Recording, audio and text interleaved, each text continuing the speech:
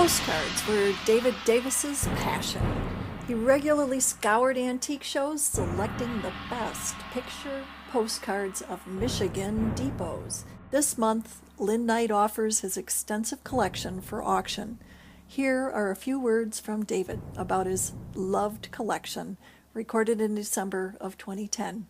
Thank you. I started finding railroad depot cards, and because I've always liked railroads, I decided I was going to collect railroad depots from all of Michigan. Ambitious. And I have been collecting them for now, a good 35 years or thereabouts. We sometimes chuckled over the correspondence on the back, visited the remaining depots when we could, and speculated on an era of transportation that folded the country for access and offered freedom for adventurers. The original postcards were first legislated in the late 1890s, but it wasn't until after the turn of the century, 1905, 1906, 1907, through that era there, that postcard collecting really got to be a big thing. Over the years, I visited some of the depots to see what happened to them since. And I think probably the most unusual use I've found so far is, I believe it was the Hartford Depot, was converted into a laundromat.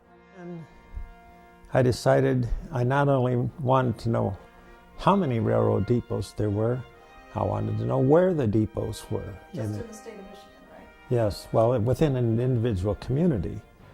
Oftentimes there would be 1, 2, and sometimes 3 railroads go through an individual town. Sometimes they shared the depot, in which case it would be called a union depot or something like that. And then if they didn't cross at a convenient location, each railroad had its own depot. So some communities, and the larger communities, it's not unusual to have 2 or 3 different railroad depots in one given town. This particular one here is Vandalia, Michigan. Wow, I like that picture of that's quite the engine, and it's got coal in it probably, huh? All of them are coal powered then. You don't have deep. Here's a picture of the depot in Vanderbilt, Michigan. Do you know where any of these places are? Why they range from the very simple standard frame house, or what looks like a framed house right now, to the very ornate gingerbread ones. Some railroads use the same depot design in more than one community. Some of them had a more or less common design that they used. I believe there's probably around 21, 22 railroads in Michigan during that era. Well, right now I have depots, postcards from a little over 600 different communities. And probably in the other collections that I know of throughout the state, there are probably another 100 that I don't own. In many cases, they were just literally constructed because a community wanted one, and it was just a terminus in between 2 locations. There were many railroads built for the logging era.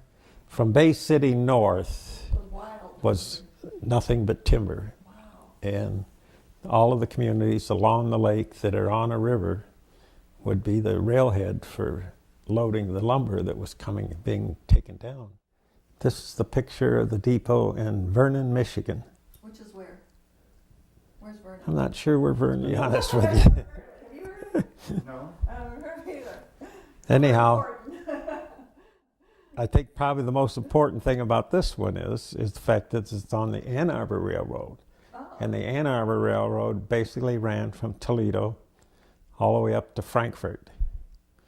And that's where the cars were loaded onto the ferry and taken across Lake Michigan. Oh, how cool. Yep. Now here's a little bit better. It's a picture, it's a photocopy of this depot on fire.